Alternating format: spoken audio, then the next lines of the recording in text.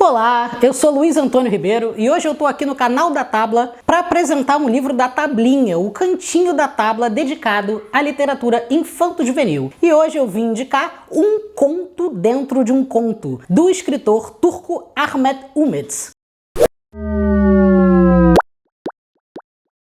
O autor Ahmet Umets, ele é muito conhecido na Turquia por escrever romances policiais, mas nesse caso ele lançou um livro infanto-juvenil que, segundo ele mesmo conta, é baseado nas histórias que a mãe dele contava para ele. Ele diz que ouvia essas histórias quando era criança e que achou que tinha esquecido. Um dia, mais velho, na casa da mãe dele, pediu para que ela contasse essas histórias novamente. Assim que ele escutou, ele resolveu escrever esse livro, chamado Um Conto Dentro de um Conto. E o que conta a história desse livro? Esse livro conta a história de uma dupla, um sultão e seu vizir, e esse sultão, apesar de ser bondoso, benevolente e ajudar todo mundo, ele tem uma característica de gostar de se gabar. Ele gosta de fazer coisas boas e contar para todo mundo. Um dia o vizir dele, que faz parte ali da corte, resolve falar que não é ele o mais benevolente, não é o melhor. E ele pergunta, como assim não sou? Sim, o melhor de todos é um cego. E aí, a partir disso, eles passam a fazer uma viagem para conhecer a história desse cego. E aí, quando eles encontram esse cego, ele diz, eu só vou contar para vocês a minha história se vocês descobrirem qual é o final da história de não sei quem. E aí, isso vai acontecendo sucessivamente. Ou seja, uma história entra dentro da história, que entra dentro da história, que entra dentro da história. O que remete ao título Um Conto Dentro de um Conto. Esse formato de ter uma história dentro da história